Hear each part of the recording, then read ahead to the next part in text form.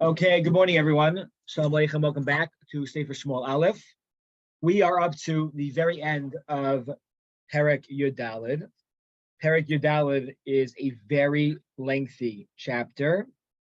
It is 52 sukkim. So we've already split it up into two. Now this is going to be the third and hopefully final section for chapter 14.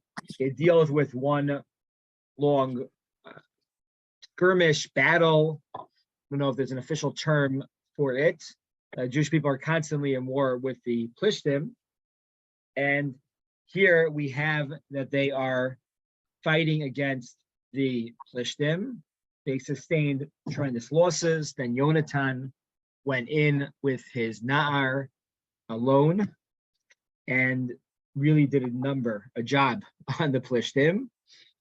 Came back, and Shaul, as a result of that, made a neder, a shvua, that no one is allowed to partake in food. They can't eat food for the entire day. We discussed a little bit of Markowitz Rishonim. Some say no food at all, and others say no formal meals.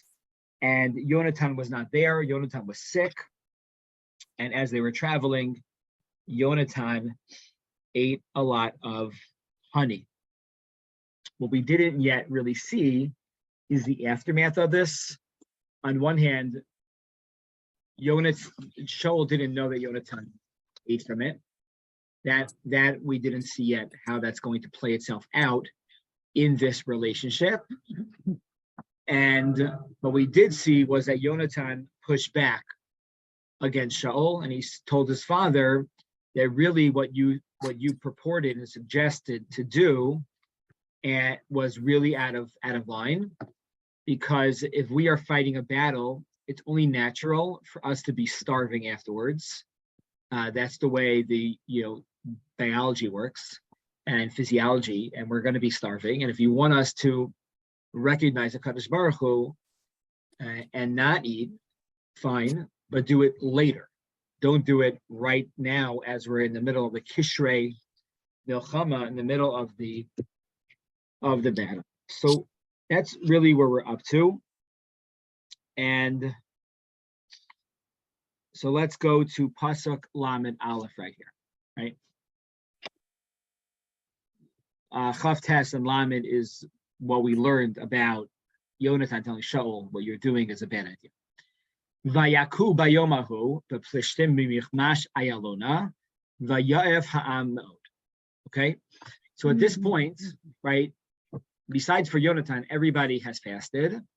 They went back to battle, struck the Plishtim even more, from Michmash to Ayalon, and everybody here is, you see in the English, right? Faria makes it very easy, is famished. Everybody is literally famished, starving, right? As a result of this. Good. Malbin points out where Ayalon was. It was in part of it belonged to Dan. Okay, wonderful. Now, so what happens? You're hungry, you're in the middle of battle. What do? How do you get food?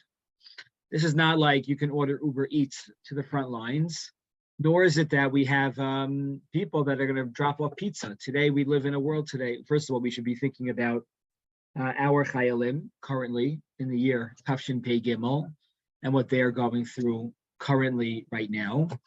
As we know, many people they've called up a tremendous amount of young men and women back from their homes, from the yeshivas, to the get ready, God forbid, if something this escalates even further in Eretz Yisrael. So as we're learning about the inner workings of war, this is very, very practical and very, very real in Eretz Yisrael right now. Vayat ha'am ela shalom. So the troops here did something pretty logical. What did they do? There were spoils. Every single war has spoils. To the victor goes the spoils. And amongst the spoils were Tson, Ubakar, Ubene Bakar. There were spoils there.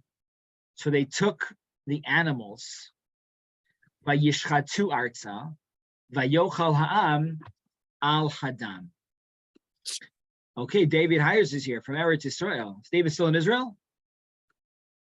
Okay, welcome, David. Okay, now they took the animals and they shechted them. That's fine. That's amazing. However, vayochal ha'am al hadam. Now, what does that mean? Vayochal ha'am al hadam. The troops ate it with blood. That sounds not so good. Why does that sound not so good? Because we have a very clear pasuk in the Torah that lo sochlu al hadam, that there's an isser from the Torah, it says it many times, that we are not allowed to eat blood. Now, so what was going on here, that the troops right now, were they so hungry, so ravenous, so starving, that they ate blood? It sounds very strange. So says Rashi. Rashi quotes Chazal. Rabbeinu Amru b'shchitas kachim shemagdishin osam shlamim. So Rashi says here really two things. Number one, what they did was they brought these animals as korbanos. We are talking about a time where it's pre-Beis Hamikdash, and you could bring bamos. You can have a stone and erect it as a mizbeach, and that's what they did. And they had a mizbeach, and on the mizbeach they shechted these animals. That's number one. Number two, however, the halacha is that when are you allowed to eat the korban? You're only allowed to eat the korban after you sprinkle the blood on the mizbeach. Before you sprinkle the blood on the mizbeach, the korban is not allowed to eat. So what does it mean? Vayochal ha'am al hadam. Says Rashi, ochlim lifnei rikas dam. What did they do? They ate the food before the dam was brought, right? Before the dam was brought.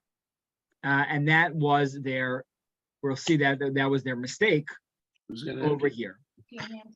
Says the Radak, right? Something a little bit different. Oh, and the other thing you can do is the mango. I listened to it last time. Sorry, one sec. Okay.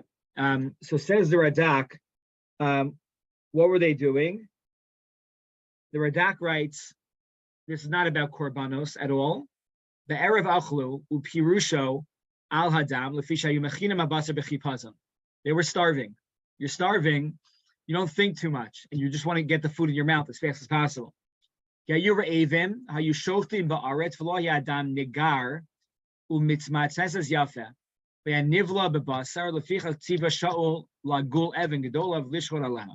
So, says the Radak, what they did is that we have a halacha, very complicated, how you do malicha. I'm sure some of you on the call here remember that your grandmothers, maybe even your moms, used to do malicha in the house. Today, this is like a forgotten thing because malicha is not done anymore in the house, maybe on liver, but it's generally done in the Schlachthaus. But back in the day, just probably 50, 60 years ago, I remember my father would tell me that his mom would do it in the house. They'd have a malicha thing for the chickens. So here, you have to remove all the blood from the animal. They were so hungry that they didn't let all the blood flow out of the animal, and they started eating right away. Right? So it really reflects and highlights or exacerbates the mistake that Shaul made by making this gzeira against them eating, because as a result of that, a chumrah brings a kula. The chumrah of not eating causes them to do something even worse. Vayagidu l'Shaul lemor, hinei ha'am chotim l'Hashem l'chol adam. It was reported to Shaul. I don't know who these people are reporting all these things all the time, but okay, they reported it to Shaul. Vayomer begadatem, right? Begadatem. Bagad means, right? We say Asham knew, Bagad knew, Gazal knew. Begadatem. They acted rebelliously. They acted treacherously. Golu Elai Hayom Evan Gedola. So how are we going to solve this? Bring to me a very large rock, right? Why is that? Rashi says, bring before me a rock so we can make a mizbeach on it. Lizrok Allah hadam the hekter chalavim, right? So he's gonna, like, according to Rashi, he's helping them with the process of making this into a korban, because it seems to be that they are missing some of the vital components of making this into a korban.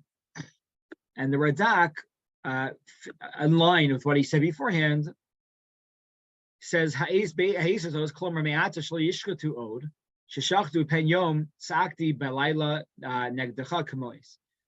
says here in his previous pasuk that what they need is that they're going to use the rock to help bring the blood out even quicker, right? Following along with what he's saying. By Yomer Shaul, Putzu Va'am, Damarta Lahem, Higishu Alai. Ish Shorov Ish Siyahu, Ushchatem Bazeh Vachaltem.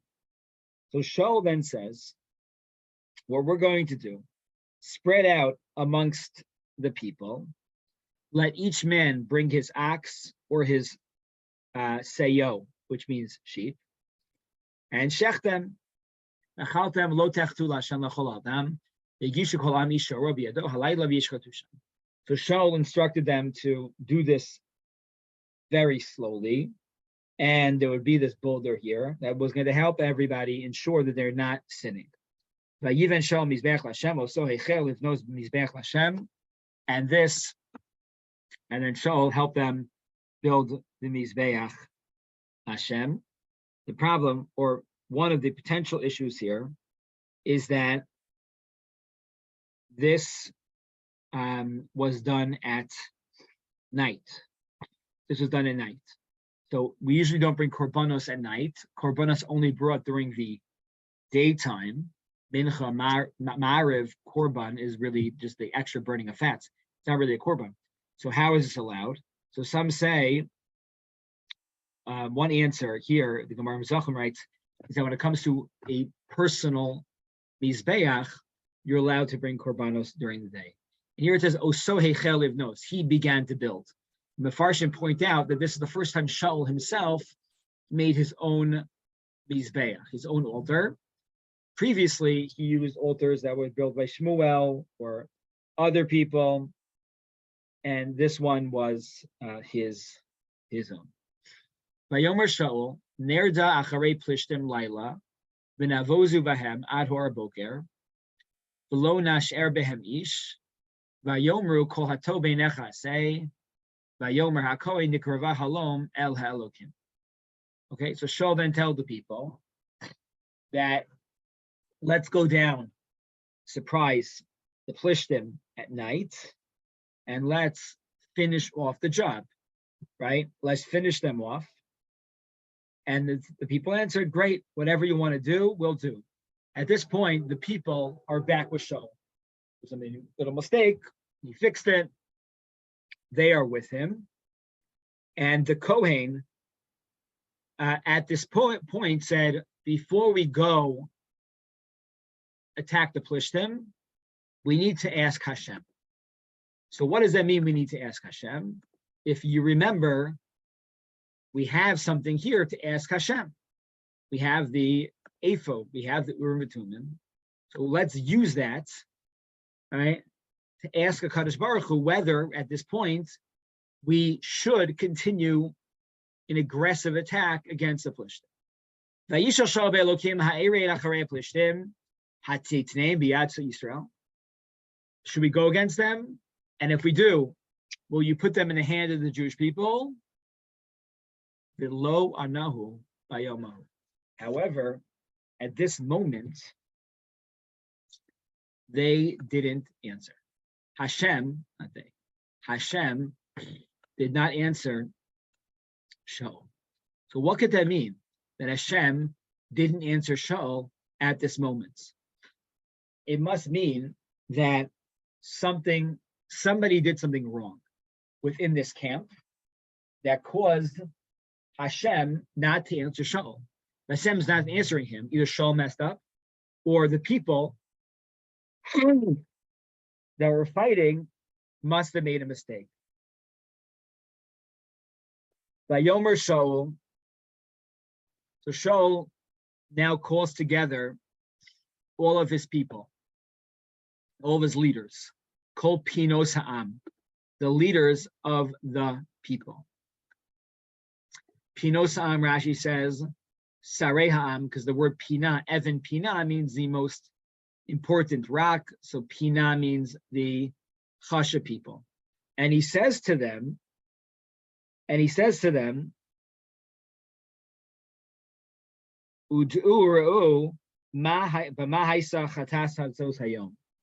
what happened that was wrong?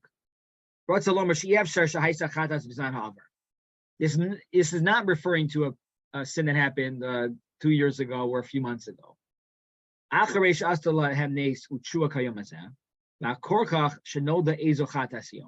Hashem just made a miracle where two men, my son and his arms carrier, essentially wiped out an entire battalion of Plishti soldiers.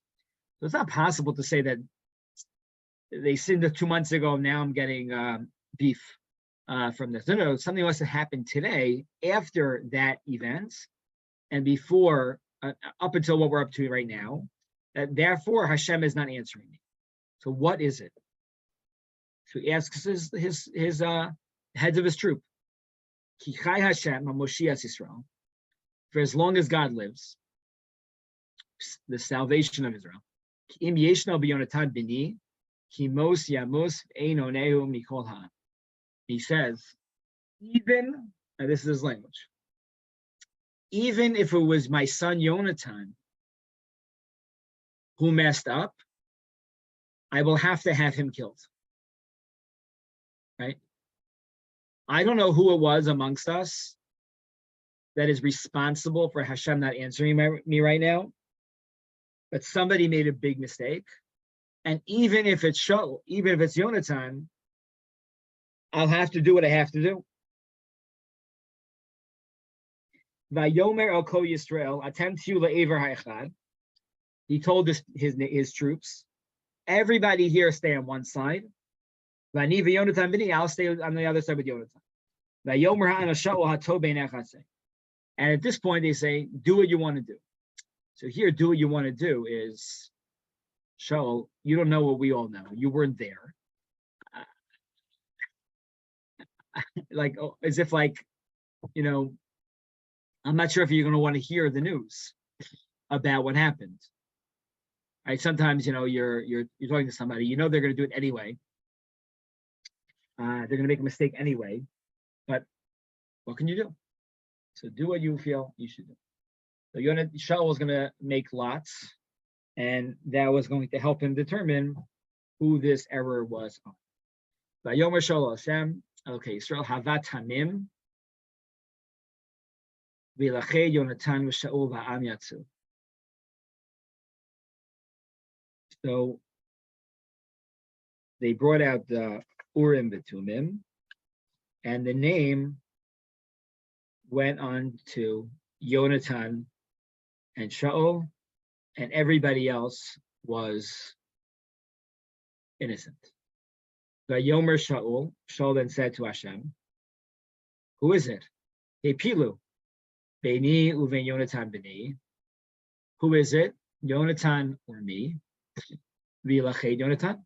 And Yonatan was indicated in this matter that he must have done something very wrong. Vayomer Shaul al Yonatan, Hagidali, me'asisa, vayaged li lo Yonatan v'yomer ta'amti, b'ksei hamater, asher biyadi ma'at dvash, hineni amos. So Yonatan immediately admits to Shaul what he did. What did you do? I tasted food. I ate food. B'ksei hamater. Right. By the way, we should remember Yonatan didn't know about this shvua. He wasn't there when Shaul made the announcement. He was also sick. So really, should he even be responsible for his actions when we would call this either completely shogeg or Ones. Vayomer Shaul Kol Yaseh Elokim V'Kol Yosef. Shaul says, Kimos Tamusu Yonatan. It shall be that Yonatan will be put to death. Hayonatan, sorry, Kimos Tamus Yonatan.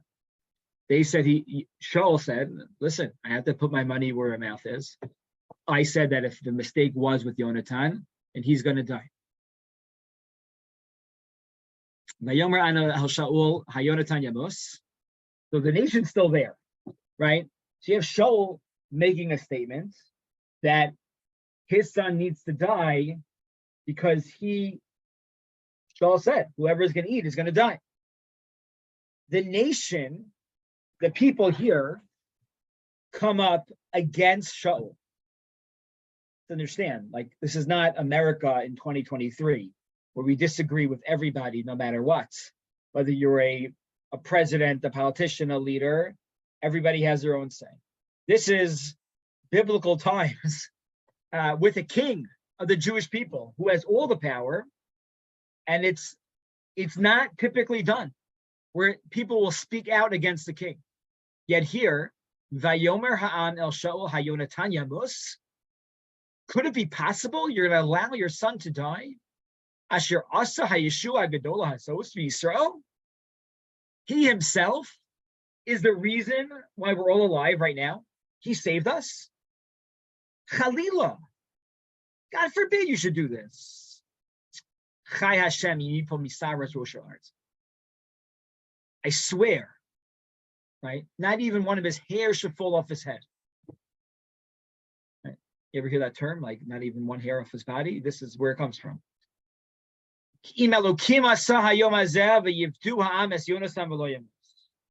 The nation themselves, and the people here, they redeemed Shaul, and that Shaul shouldn't die. They literally redeemed him. Mitzudas David says, no. Through their words and their action, they were able to save Yonatan's life. They were matir the shvua. They undid the shvua that Shaul made previously. Shaul stopped fighting against the Plishtim. The Plishtim ran away and like closed the curtain on another fight with the Plishtim. Shaul lachad hamalucha al Yisrael. Shaul, at this moment, now we're like being a little bit meta here, talking about the story. V'yilachem savi b'chol oivav v'moav v'bnei Ammon v'Adom v'malchei tzovav v'plishtim b'chol asher yifnei Yashia. All right. So Shaul strengthened his malucha, and he waged war on all other sides of the Jewish people. This is something that has not changed. Our enemies surround us at every single border. Moab, Ammon, Edom, Plishtim, Sova, everywhere. And he fortified himself as somebody to not be reckoned with. He instilled fear amongst all the nations. And he solidified himself at a battle as a warrior. Vayas Chayil. Vayaches Amalek, Vayatzel es Yisrael miyad shosehu. He even attacked Amalek, and he saved the Jewish people from them. Rabbi, Yeah. question. So how does that reconcile with Hashem didn't answer him on that day? By Hashem not answering that day, that was like a hint to him that something's not right within your camp. Right? So I'm not answering you because of you.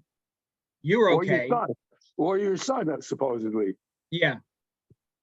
We're going to see that the relationship between Shaul and Yonatan is maybe a typical father-son relationship. They don't always see eye to eye with things.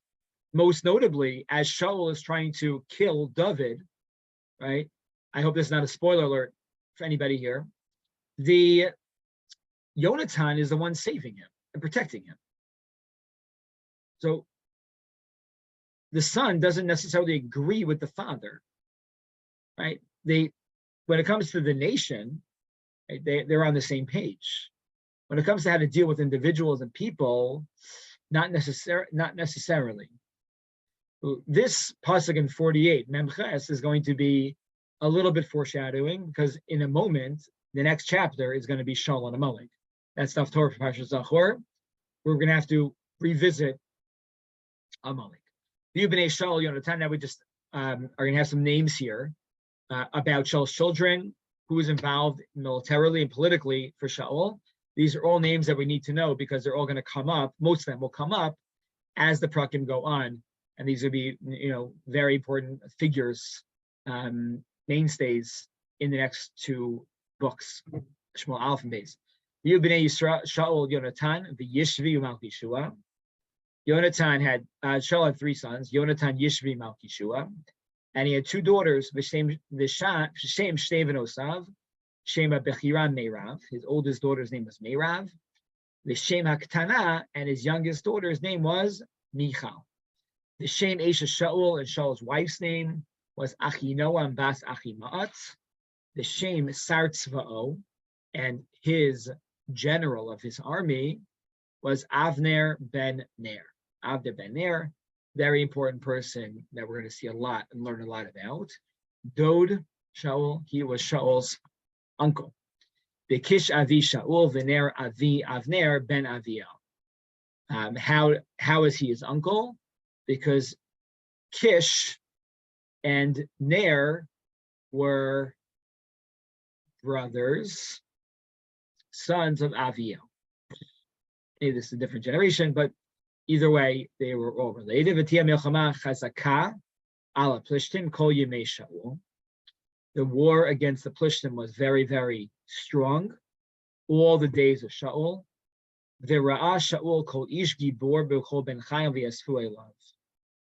Whoever was strong and valiant, Shaul would take into his service of his army. So we see that his trajectory is really building up. Whereas in the very beginning of the chapter, we saw Shaul as winning a little bit of a battle and then getting destroyed in the beginning of this one, people running away and losing confidence in him.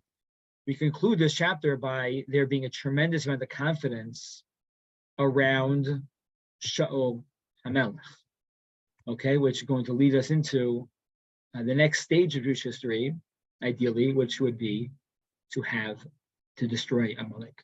So Be'ezrat Hashem, we will continue next week with chapter 15. I wish everybody a wonderful day. Amen.